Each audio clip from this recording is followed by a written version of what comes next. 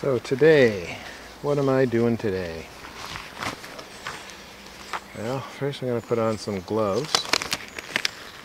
And I'll say too that these gloves are the best beekeeping gloves I've ever used.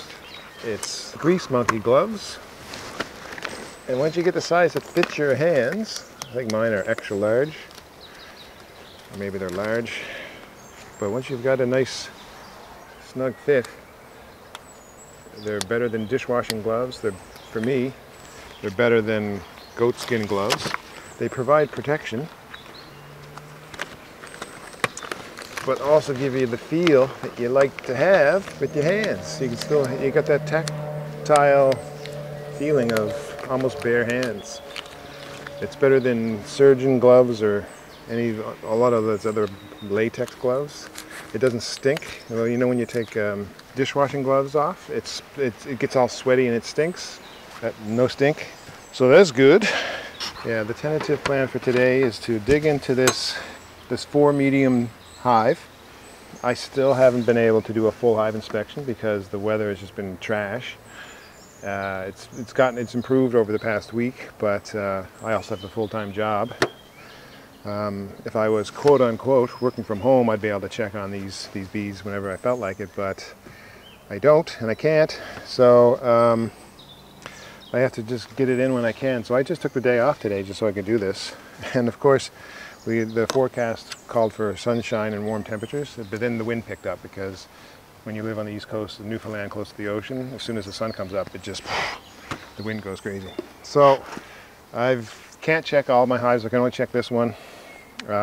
It's in a sheltered area, so it's not being bothered by the winds. But anyway, we'll see what happens. The only thing I've been able to do with this hive this year is give it an extra medium of drawn comb up top, because they did seem to be doing well enough to expand. I don't think I'm going to find any kind of queen cells or swarmish cells or anything like that, but it could happen. And I just need to know, like I like to get my first hive inspections in by the end of by the end of May at the latest, usually. Just so I know, like I go through my first hive inspection and then I assess and I set up the hive the way I want it for the rest of the year, and then after that I really don't need to do a full hive inspection because I know what I started with and I can judge by what I see in the hive after that how well they're doing. And I haven't been able to do that, so I really I don't like not having a frame of reference for what I see when I open up a hive. So today is a good day for a full hive inspection. It's definitely warm enough, but it's weird because the wind is blowing and the bees aren't flying, even though it's late enough for the bees to be flying. So I don't know. We'll just have to see what happens. I don't know what my plan is, other than just to make sure that they're okay. If I can do some other things, or if I need to do some other things like pull rotten wet frames or slug infested frames out of the hive, I will, but I don't know. We'll see what happens. And hopefully my smoker won't go out, which it probably will. I have to remove this hive completely from this location, from this spot, and then rebuild it on a new bottom board, or not a new bottom board, but yeah, basically a new bottom board, but I'm putting it on top of a pollen trap, because in this location here in Flat Rock, my bees don't make much honey, but they bring in tons of pollen, way more pollen than they need, so I can use the pollen trap to actually steal some pollen from them. So I'm putting a pollen trap on this hive, and I'm going to hope for the best. So here we go. So this hive went into winter as a 3 medium hive with all kinds of honey and all kinds of bees, and all it had on top of it was a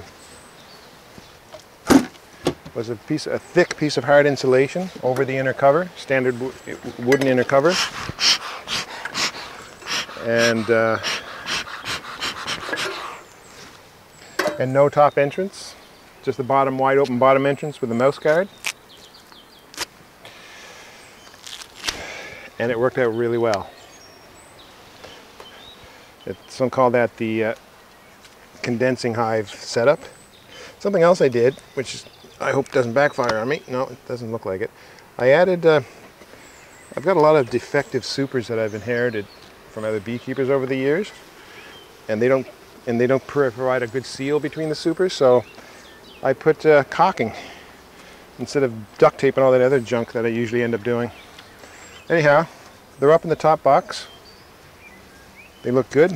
What I'm doing off camera is I have the top cover flipped upside down in the grass over there, and I'm going to pick up each box, move it over there, and then reassemble the hive in the same order so that the colony comes back together in the same,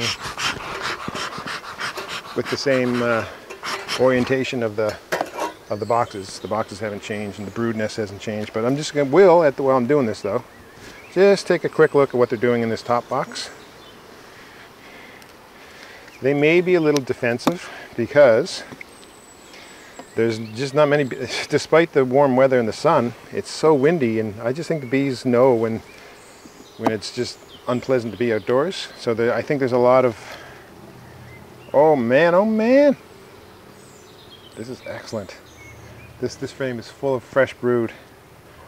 Very nice. Oh, you know what? I should have brought I should have brought a queen cage with me. So if I spotted the queen, I could just put her in the cage. She's laying up top here. Really, very nice looking. I'll see if I can get it on the camera. I probably can't because I'm just too busy beekeeping. I'll just leave it there and I'll crop in if I have to. But lots of fresh brood. Very, very nice.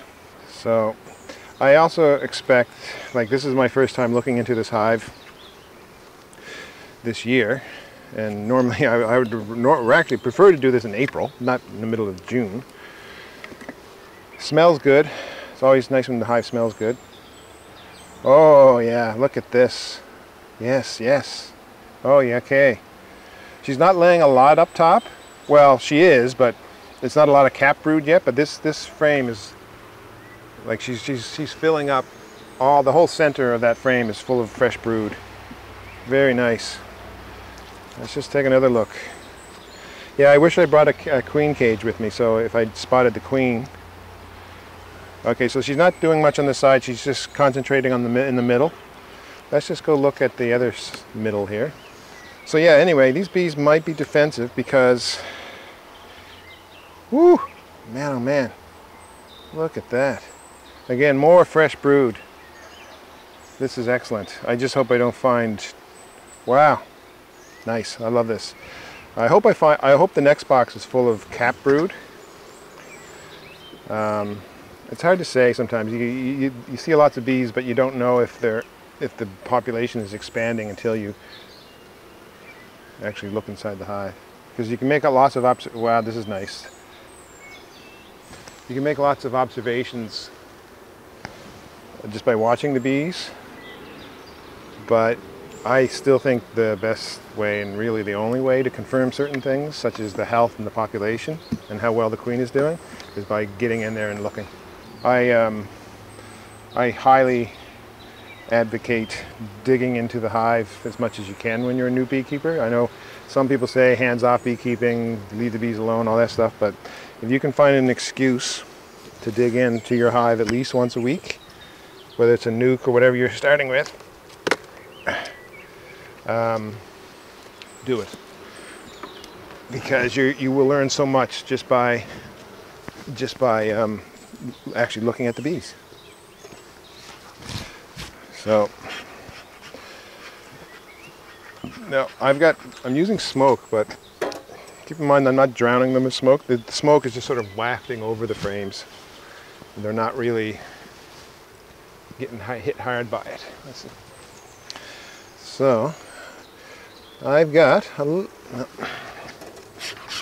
so anyway, I was talking about the bees possibly being defensive. They're not right now, but when you have the bees, if they're not out foraging, then you're stuck with a lot of older bees, the foragers, and the foragers tend to be defensive and grumpy bees.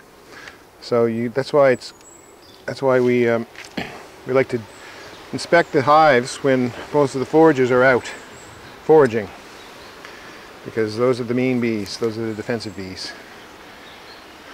Let's see what we got here. Okay. Yep. Lots of cap brood, an open brood. It's a bit of a mishmash right now of everything. It's not what you call like sheets of brood, solid brood, but that happens a lot. I notice that happens a lot with you when you've got early spring, and when the queen hasn't had a chance to really get into a good laying pattern. I'm going to scrape off some of this comb. You can't see that on the camera, but I'm scraping off burr comb off the bottom of the frame, because when I put this frame back, I don't want to squish any bees down there. So, yeah, so I prefer, well, you know what, I'll just take this out. I'll just make sure the queen isn't on this frame. Oh, I got a few drones. Always good to see drones. Drones are usually an indication of a healthy colony. They don't make drones unless they've got excess resources to do so. Yeah, this is a funky frame. I think this is a foundationless frame that got bent, and there's a bit of weird drone comb right here.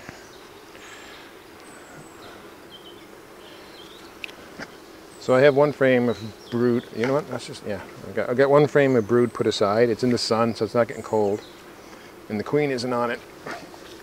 And this is me using my J-hook, which I love, because sometimes, oh, this is looking much better. This is fresh cap brood, and by fresh I mean a young cap brood. And you can tell by that it's young, so it's probably going to be a couple of weeks before it hatches out, because of the color. The color, it's a light color. The darker color gets dirtier, means it's dirtier, and the comb is older when it's dirtier. But you can tell by how dirty it is how soon they're going to hatch out, because it's older. Okay, so nothing coming on here. So she's really, you know, I gave them an extra box just in case, but they probably didn't need it. And now the queen, instead of laying wide and expanding the nest outwards, she's going upwards. Some call that the chimney effect. It's not the end of the world. Yeah, so this is interesting. So there's older capped comb down here. Some drone comb. I'm going to cut off some of this stuff here. No stings yet, no defensiveness. Totally chilled out bees. It's not cold, it's not raining, which like it usually is. So, and these are nurse bees that I'm in right now. The drone, here's another thing too.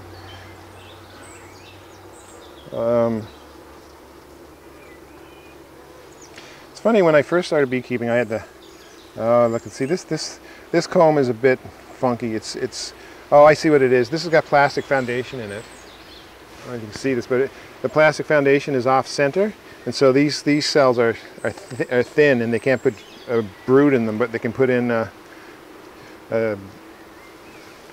pollen. I got a few defensive bees, but nothing bad. Let's see here. Oh, this is very nice. Look at that. That's fresh. That's fairly new cap brood. You can tell by how light the color is. Same on this side. This one's a bit darker, so that's going to hatch out probably a day earlier or so. I had to take a guess, semi-educated guess. And over here on the edge, man, she's laying right to the edge. So I think what was happening, she was laying well, and I gave her another box, and so she said, okay, let's just. The queen likes to follow the heat. But anyway, this is a foundationless frame, and you can see that if you look closely, that's all drone too. That the holes, the cells are thicker and wider to make room for the larger drones, and they will definitely do that if you give them some foundationless frames, because the frames that we give them with foundation on them, then you're forcing them to build worker size cells to make worker sized bees. And this was done not because it's natural, but because commercial beekeepers want workers, not drones, because workers forage for nectar and all that good stuff. Anyway, if you give them, if you let them build what they want to build, they will build drones, and eventually they will be the amount of drones that they need, and they'll sort it all out. It kind of goes against, you see so-called natural beekeepers with foundation, and that kind of, I don't think they don't all recognize that what they're doing is, the foundation isn't exactly natural. So we've got some drone comb between these boxes, and that's what I'm scraping off here, these big white grubs. And that happens because the bees didn't have enough places the queen didn't have any room to lay eggs anywhere, to lay drones anywhere else. So if I gave her some more foundationless frames, she would make some drones instead of making all that mess. So I think this bottom box, this is the second bottom box, I think the bottom box is going to be empty. So it's not I wouldn't call this like a gigantic colony, but it's still a healthy colony. Let's see. All right, so the queen is laying down here. It's a scattered brood pattern. So that's that. She's just laying in the middle. I can get rid of this frame, probably, yeah. So yeah, so there's plenty of space for these bees. I'm just gonna see if they have any, yeah, they're good. So I gave them this extra box a little while ago, just because I didn't know if they needed it. And now they didn't. And so now they're laying up top and the bottom box is empty, and I gave them more space than they needed. And sometimes when you do that, this is where she's been laying. So this is what happened. I'm going to guess this is what happened. Hold on. So this is some old comb. I got some drones in here. Some nice yellow looking drones. Yeah, I can see this is old comb. Old brood. Not a lot of drones. But it's still pretty good. Like once this capped comb, this capped brood hatches out, there's going to be a lot more bees in here. And a lot of it is dark comb, so I can tell they're going to hatch out pretty soon. So what I did though earlier, a couple weeks ago, yeah, she was laying down here. I can see that's exactly what was happening. Still lots of brood down here, old cap brood. So she was laying low in the box. And then I put a box up top, which completely screwed up the thermodynamics of the hive. And so she moved up. She followed the heat. And so all the nurse bees had to stay down below where the queen had already laid eggs. And so they're all stretching themselves thin, I see. But still, it still looks pretty good. So yeah, so anyway, the thing with adding boxes is you don't need to, the trick with beekeeping is to give them what they need, but not more than what they need. And I gave them more than what they need. So what I'm saying is, had I just left them alone, the queen would have expanded the brood nest, most likely, on her own, and she would have, they would have expanded quicker.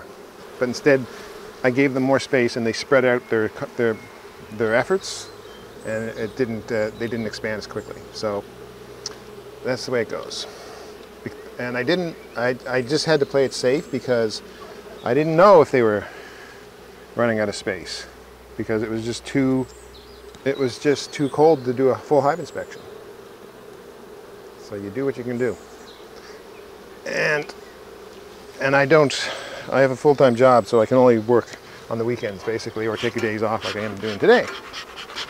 So anyway, going down to this bottom box, I suspect it will be empty, or mostly empty, but it's not. Hold on. The veil is it's not easy to see through a veil. So I've got a few bees down here, but these, like I thought, as I expected, most of these frames are empty. It's possible they're just starting to clean up these frames after the winter, because if they're like a lot of my other hives, the bottom boxes were just loaded with ugly slugs all winter. I don't think there's any brood down here. Oh, well, there's a fair number of bees though. Yeah, they're probably just cleaning up the frames and getting them ready. I could move the frames, the empty frames up top, but I don't go for that anymore. I used to think that you had to reverse the hives in the spring, or now the summer, and put all the empty hives. Oh, that's a mess. I'm going to get rid of that frame. It's an old frame that's just, the comb is just getting dried up and useless, so I'm going to toss that. I'm going to just knock the bees off right now. Here we go. Yeah, I'm going to throw that frame away. It's good. It looks okay on this side, but this side is too, well, what I could do is just, I could just get rid of it and let them build new comb on it. Yeah, there's something, this side of the frame, the comb is, it's brittle. I don't know why. Maybe it's just old.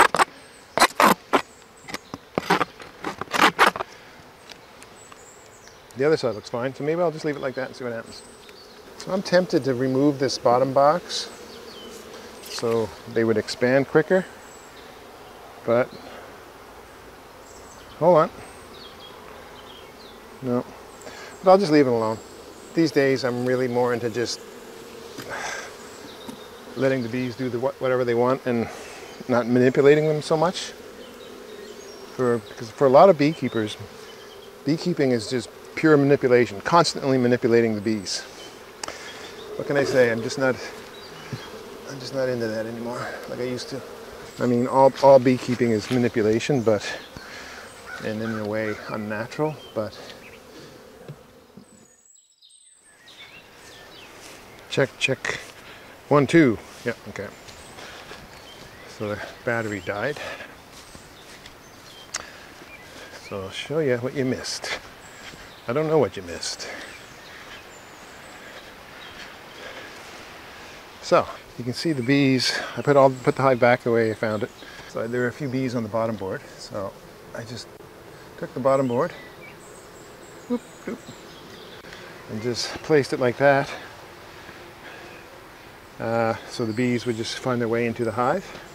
I need to block that entrance actually, because this is the pollen trap, and you need to block either this part of it or this part of it. If you block that part of it, they have to go down here and go through a screen where I steal their pollen. But if you block that part of it, they just go into the hive like normal. But now they're doing both. Can't find the piece of wood that goes there, so I'll just have to stick something else in there for now in a few minutes. They seem fine. I didn't spot the queen, but lots of brood. I think she probably would have expanded quicker had I concentrated the brood nest. And I gave them this box a little while ago, a week or so ago, just because I was concerned that they could be expanding too quickly, but they weren't. So they probably would have expanded quicker had I just not added that box and screwed up the thermodynamics of the inside of the colony, but whatever. That's it. So right now they're up here. This girl, I guess, is scenting. They do that when there's any kind of disruption in the hive. Lets all the other bees that are just wandering around find their way home. That piece of hard insulation, I'm going to just drop that hard insulation right back on top of that, and I'm going to block that inner cover again so that they only have, oh, I've got some slightly defensive bees, so that they only have a bottom entrance. So they're good. Not a lot of drones. I think the queen honestly is just getting going. It's been a cold, miserable spring. She's not a young queen. She's probably 2 or 3 years old, and she's just doing okay. She's doing good. So yeah, I'm gonna just leave this hive alone. I think I could leave. So this bottom box right now, I'll get rid of this. This is the pollen trap, and this is the bottom super, second super, third, and fourth. And when I opened up this top super, it was completely full of fresh brood up here, and then fresher brood, or slightly older brood down here, and really older brood down here, and nothing down there. Just basically empty frames. Some bees wandering around, but basically probably just cleaning up their frames. getting them ready for when the colony expands. So I saw plenty of cap brood in there, that's old cap brood too, that's ready to explode, plus a lot of fresh brood too. So the queen is laying. I didn't spot her, but I saw enough honey that they're not going to starve, though I might give them a little trickle feeding, a little bit of jar feeding, a little syrup through a jar feeder just to stimulate them a little bit. This was actually really nice because I don't mind it, you know, when there's a bit of a breeze, because my ventilated jacket actually does something then. Most of the time it just feels like a regular jacket and you sweat like a pig. But when there's a little bit of a breeze, it actually, you know, it actually wicks away the sweat so you don't get as hot. When I'm hot in the sun, I just want to get through this as quick as I can, but this was just a very leisurely beehive inspection. And there we go. Okay, so it's not absolutely busting loose, but still in pretty good shape. Good enough, you know. We'll see how it goes. Lots of cap brood. It's not sheets and sheets of cap brood, but the queen is laying. Her pattern is a little bit off, but still, it's not bad. I think if I come in here a month from now, they'll have cleaned up all the weird spots, and the queen should be laying all over the place, and it'll be great. And I'll probably have honey supers on by then. It would be nice to have those on now, but that's not going to happen. And the honey supers are exactly the same size as my mediums here. This looks all kind of messy and gunky because I used caulking to fill in the cracks between my hives for the winter, but way better than duct tape, I realize, and I think I'm just going to stick with it, even if it does look kind of funny.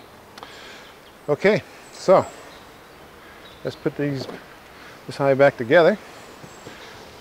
Hold on, just give him a hoop. There's this. Hold on.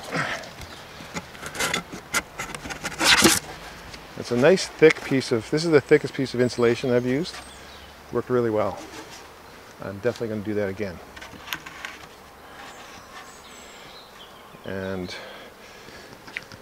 right, oh shoot. I'd rather have the insulation fit the inside of the top cover, but I didn't have the piece that I happen to have here wasn't big enough, so I cut it to fit inside this ventilation rim, which I'm not using as a ventilation rim. And then I just put that on top. So they've got a top entrance right now, but I'm going to come by later and I'm going to plug it up. I'm going to keep this hive set up like a in the condensing hive configuration.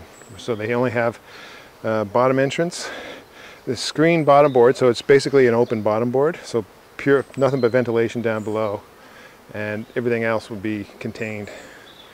And we'll see how it goes. It looks good. While we're rattling on here, let's just take a look at this smoker. I dropped in a bunch of hay, dried grass, and it's just starting now. Oh no, it's still going. But I got a good flame going, and then I dumped in a bunch of wood pellets, which seem to have all smoked out of, all burnt up now. But yeah, that worked out well. It's nice when that doesn't go out. I was hoping that I would find more cap brood and more bees in there. Makes you think that maybe the queen is getting old and she needs to be replaced. But I'm just going to let it go, see what happens. And these are the gloves that I was using. And you can see the gloves are, you know, my hands are getting kind of, you know, wrinkly. But the gloves are wet. But they don't stink like latex when you wear like dishwashing gloves. And so you just take them off, leave them inside out, and they'll dry. And if you need to switch to a dry pair, you just pick up another dry pair, because you get a box full of, I think, 50 gloves. So just while these ones are drying out, you just put on another pair. And they're reusable many times over. So it's, if you want to feel as close as you can feel the frames and the bees with your bare, as if you had your bare hands, I think this is the closest you're going to get, with still get some adequate protection if the bees ever do get stingy.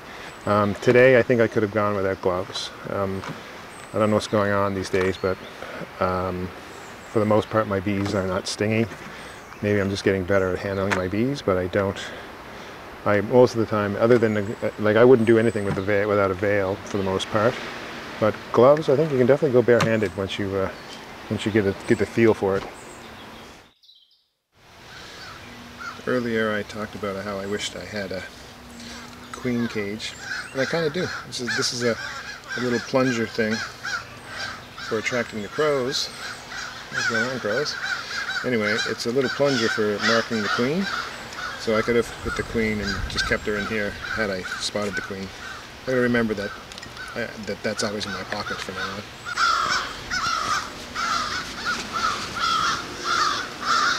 Wow. There must be something going on, like a hawk must be flying by. But I think there's a nest over here. Look at this, what is going on?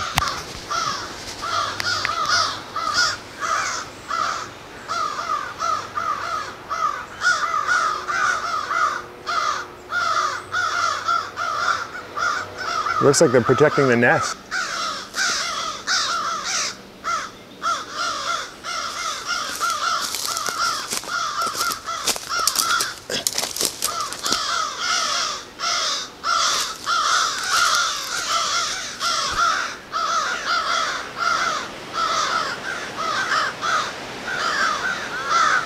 I think the nest is right there.